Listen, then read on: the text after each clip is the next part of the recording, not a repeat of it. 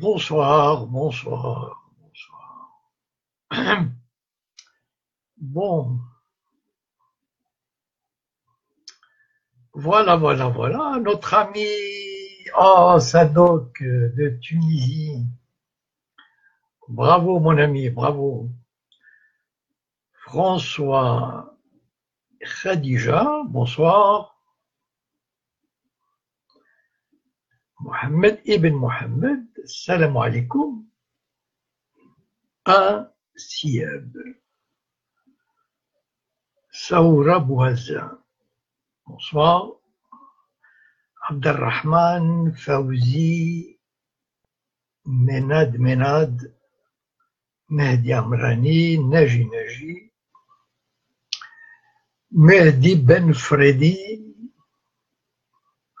Eric Gobia Keltoum, tiens, c'est une vieille connaissance. Fouad Goodman, Sandrine, Lo Pépin, Alain Page, bonsoir. Plaisir partagé. Alors, Naïma, Aimash, Sam Brad, Zach Alaoui, Fawzi, Habitat, Marwan Pasqua, Jos. Alors, Christine Goubert, bonsoir tout le monde.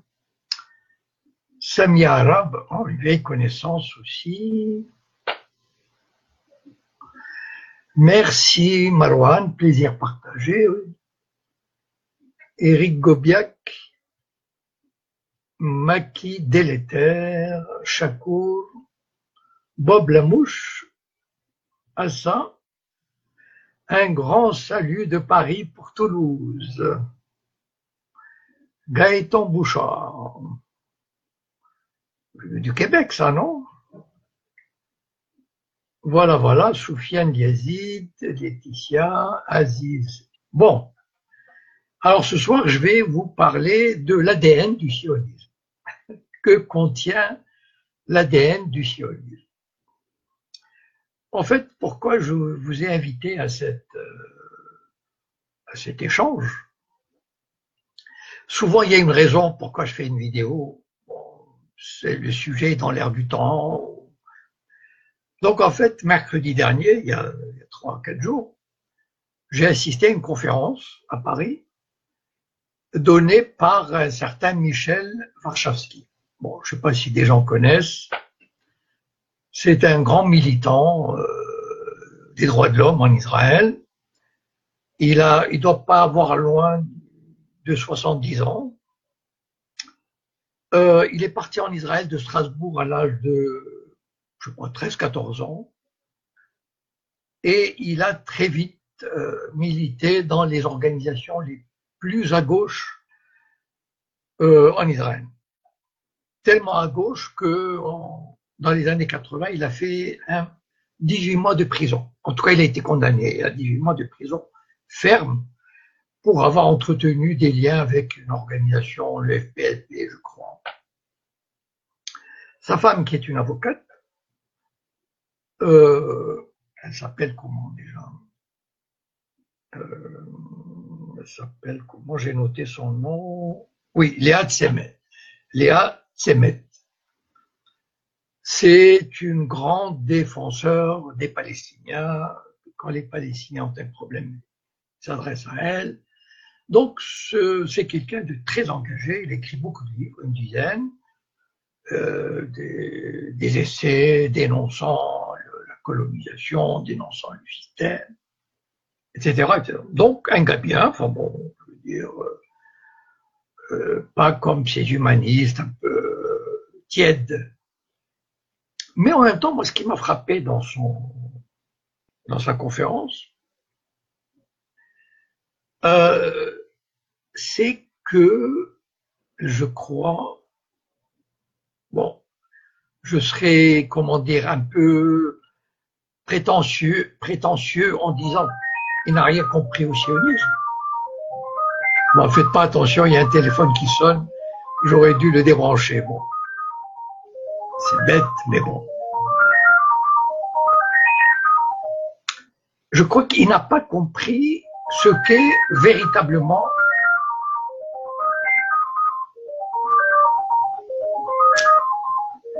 n'a pas compris ce qu'est le sionisme. C'est-à-dire,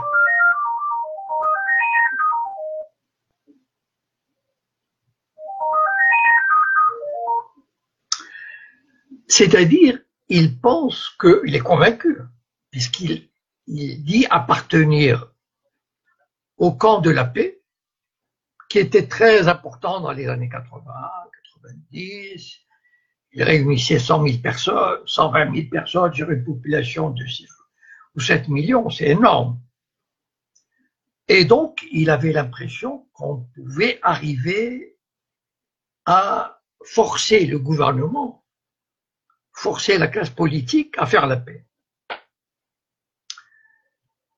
Et ce qu'il n'a pas compris, enfin, je suis désolé de le dire de cette façon-là, ou peut-être il n'ose pas le dire, je ne sais pas, c'est que le sionisme, il ne peut pas faire la paix.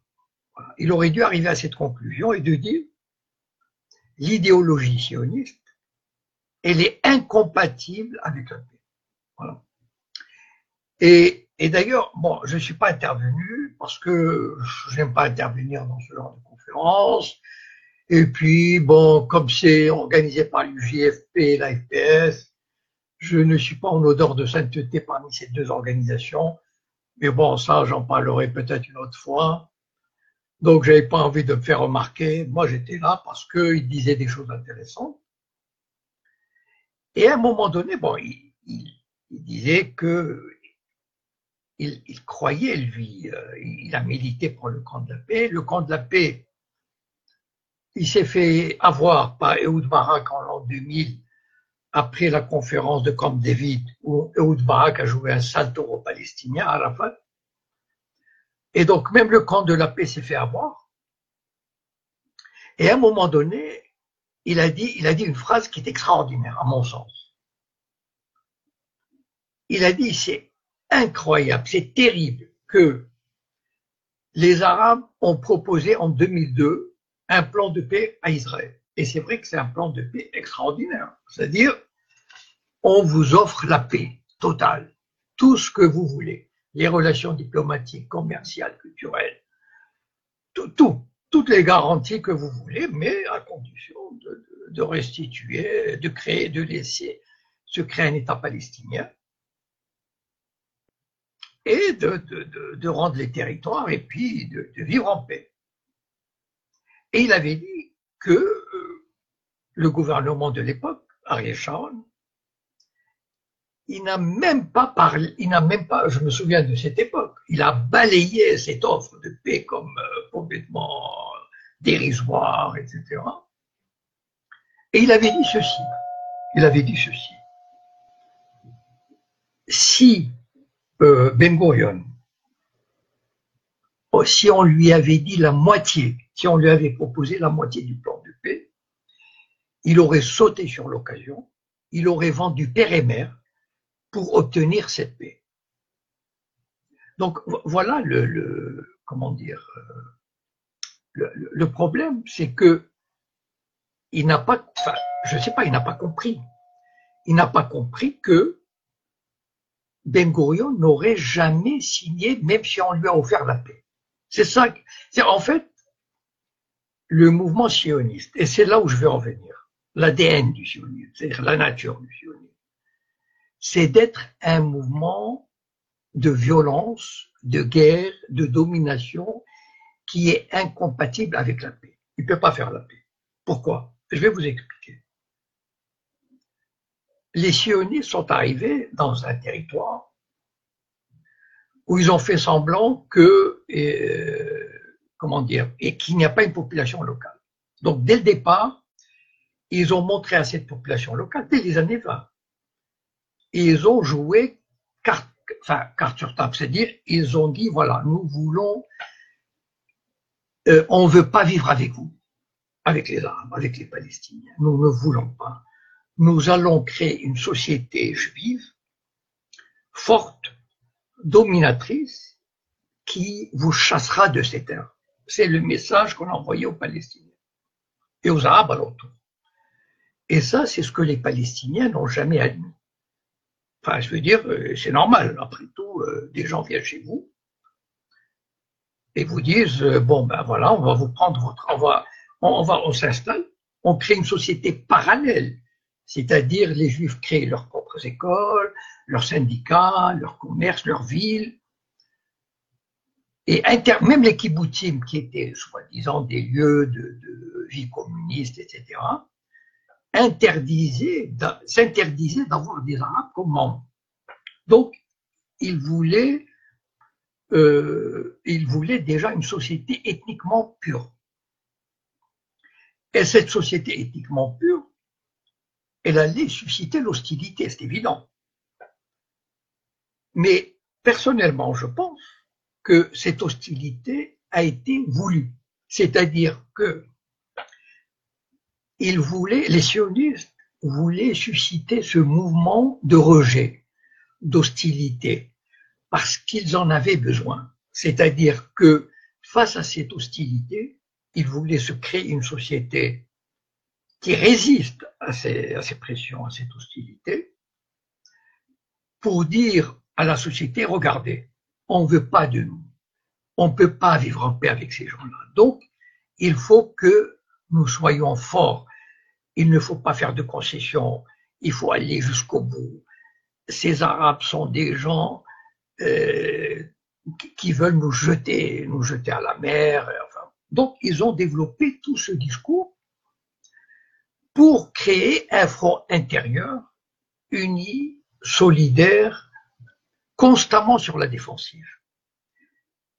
Et c'est ce que je veux dire dans l'ADN du sionisme, c'est-à-dire dans son ADN, il y a le sentiment d'identité d'abord entre soi et d'exclusion de l'autre. Ça, c'est la base du sionisme.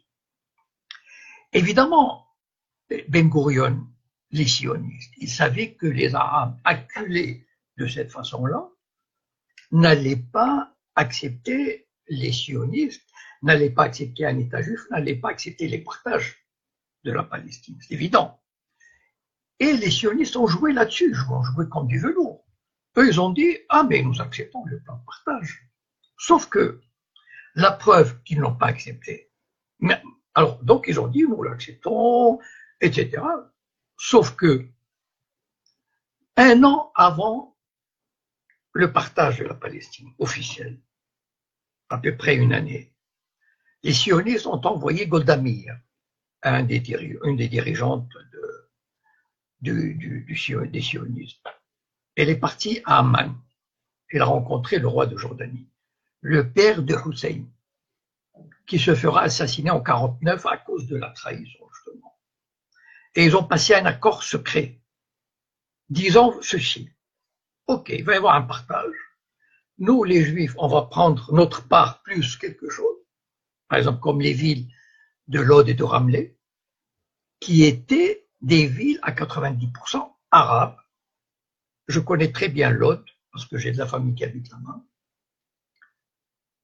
Et donc, on va récupérer Lod et Ramleh qui ont été donnés par les Jordaniens aux sionistes, et les Jordaniens récupéraient ce qui restait, ce qui revenait aux Palestiniens dans le plan de partage. Ce qui fait que dès 1947, les sionistes et les Jordaniens se sont dit OK pour le partage, mais pas d'État palestinien. Donc, dès le départ, si vous voulez, l'idéologie sioniste était une idéologie d'exclusion, d'effacement du nationalisme palestinien. J'ai coutume de dire que les sionistes, ils ont posé comme postulat qu'en Palestine, il ne peut y avoir qu'un seul nationalisme. Et donc, ils ont tout fait pour effacer le nationalisme palestinien, pour le contraindre, pour l'encercler, pour le faire disparaître. Une illustration. Vous savez, en général, quand un pays fait la conquête d'un autre pays,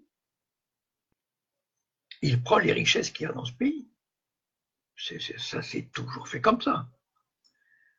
qu'ont fait les sionistes lorsqu'ils ont fait le nettoyage ethnique. Enfin, 90%, 95% des Palestiniens. Il y avait des fermes, il y avait des bâtiments, il y avait des commerces, il y avait des pressoirs, enfin, il y avait des églises, des mosquées, des cimetières, enfin, il y avait des magasins, il y avait une infrastructure agricole, marchande. Ils ont tout rasé. Est-ce que vous imaginez? C'est-à-dire que non seulement ils ont chassé les habitants, mais ils ont rasé. Vous savez, quand vous allez en Israël, enfin si vous allez, hein, c'est un pays neuf. C'est-à-dire, à part quelques villes palestiniennes qui n'ont pas pu détruire dans le triangle de la Galilée, il n'y a rien. Il n'y a rien. Alors les gens s'émerveillent. Ils disent, oh là là, mais ici il n'y avait rien. Vous avez tout construit. Donc même la trace architecturale, religieuse, communautaire, tout ce que vous voulez, a été éradiquée de cette terre. C'est ça le sionisme. Le sionisme, c'est une idéologie de destruction, d'exclusion et de violence.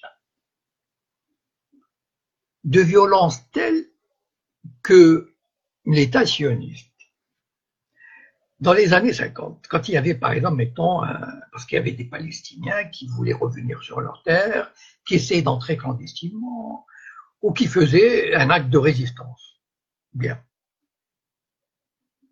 Mais il y avait des représailles terrifiantes. J'ai oublié le nom de ce village, le fameux Ariel Sharon, en 1953. Il est rentré enfin, il a dépassé les frontières, je crois que c'était en Jordanie, enfin, je me souviens pas vraiment de, mais je crois que si on tape Ariel Sharon, représailles 1953, ils ont fait des massacres, mais enfin, c'est hallucinant. C'est-à-dire, en fait, pour les sionistes, vous savez, ils ont une formule qui est assez extraordinaire. Je vous la donne telle quelle. Vous savez, même aujourd'hui, ils l'utilisent quand on écoute les informations. Ils disent l'armée la plus éthique du monde, c'est Tsahal, parce que c'est la pureté des armes. Notez bien cette expression, la pureté des armes. C'est hallucinant quand on l'entend dans les informations, ils l'utilisent encore aujourd'hui. C'est-à-dire que quand un soldat israélien abat, je ne sais pas moi, 50 Palestiniens ou une bombe avec l'étoile de David tue 500 Gazaouis, c'est la pureté des armes. Ce sont des armes qui ne font que se défendre pour une juste cause. C'est ça ce qui est dans dans le crâne, dans l'ADN